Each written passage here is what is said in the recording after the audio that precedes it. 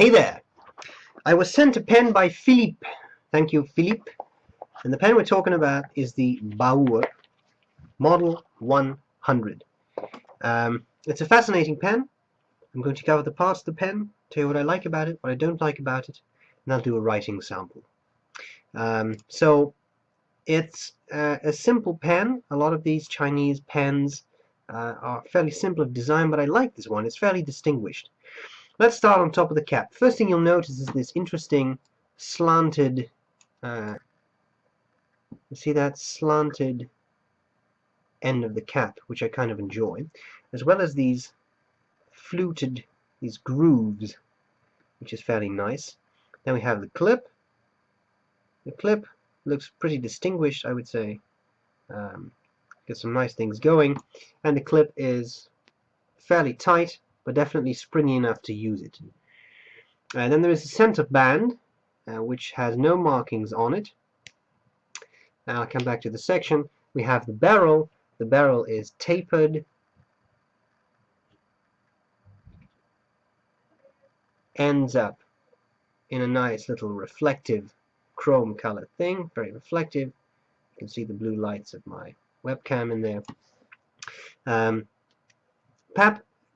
Cap pops off, and then you get one of those semi-hooded Chinese nibs that I have seen so many times now. They're very fine, and they're semi-hooded. One thing that's interesting is the shape of the section there. Look at that odd shark nose cone beak thing. Here we got a groove. I'm assuming to keep the cap in place, but I'm not entirely sure. And you see that this barrel is actually brass, I think. Section, decent to hold. I have no problems with it. That groove, I mean, you feel it, but it's not sharp. It's nicely rounded off. So that's good. And then you have the converter that came with the pen. Simple screw type converter that has Baoer on there, as well as some Chinese instructions that I can't really read. I think they are it's just a serial number. So you know what? Time to get rid of that sticker. Throw it out. It is just a standard screw type converter, nothing fancy. So that works well, and that's pretty much all there's to it. What do I like about this pen? What do I not like about it? Well, there are specific things I like. I like the design. I think for a Chinese pen, this is a pretty distinguished model. Looks cool, looks distinguished, but I mean, you could definitely show up with this in a meeting, business meeting. It looks nice. It seems to be all brass or something, making for a relatively heavy pen. It doesn't look that big, but it definitely has some weight. It's on the light side when I write with it, but I mean, it's not extremely heavy. You can post it, and then it gets top heavier because of that cap, which is also metal. And yes, this is one of those white plastic inner caps, so be careful you don't break it by posting it and creating stress, but you seem to be able to post it fairly well, and then actually the cap stays on fairly tightly. I mean, it will not just fall off. So that's good. I think it's a nice, simple, decent pen. Is it something we've never seen before? I don't find it spectacular, black finish, chrome cap, but it writes pretty well. I have no problems with the nib. It gives a bit of feedback, but it's not scratchy. It doesn't have an annoying scratch. You just feel that you're writing. I'm not too sure, when it comes to things I like and don't like, what to make of this odd shark nose shape. Particularly this gap I find a little bit disturbing. I don't really know what the point of that was. But at least we can say it's different. I've never seen anything like that before. So the pen performs. It does what it's supposed to do. And that's pretty much all there's to it. Things I really like about it, well, the looks, I think it's kind of cool. It writes well. And that's it. So, I think we need a writing sample next. Again, Philippe, thanks a lot for sending me this pen. I hope this was useful, and I'll see you later. Whoops, I nearly forgot the measurement, so I'm just adding that video in here. Uncapped, the pen comes in at 135 millimeters.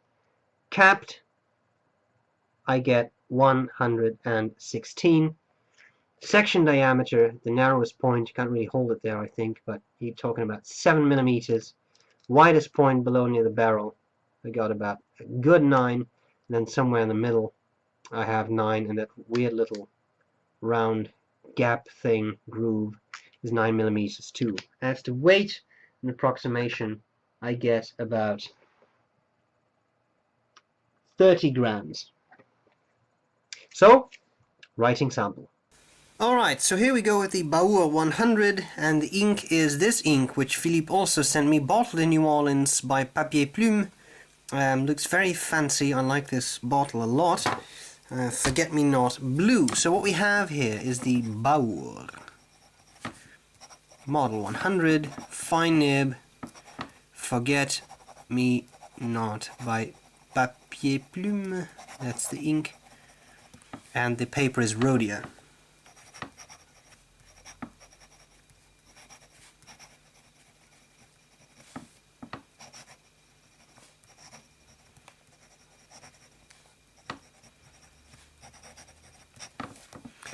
The nib performs.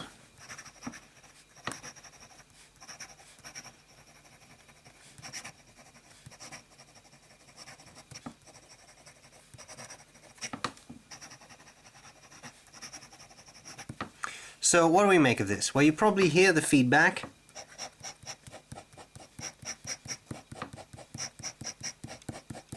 But it does keep up. It's not too dry, which I like. In some of the Chinese pens I've used are very dry. This one is not. You get some feedback, but in all honesty I can't really say it's scratchy because it does feel fairly smooth on the paper. As to line variation, let's first look at wetness. Of course, a property of the paper and ink as much as it is of the nib, but it's a fine nib and it's not super wet. Flexibility, I'm not expecting a whole lot here, but to my surprise, it's not as naily a nib as I thought it was. So I actually get some line variation. Reverse writing, not bad at all. It does do that, so that's nice, but it's already a fairly fine nib to start with, so I don't think you have much of a benefit of turning it around, which would usually make the nib a bit finer. That's it. I thank Philippe again for sending me this pen. Very, very kind of you. Thank you. I hope this review was useful, and I'll see you later. Bye bye.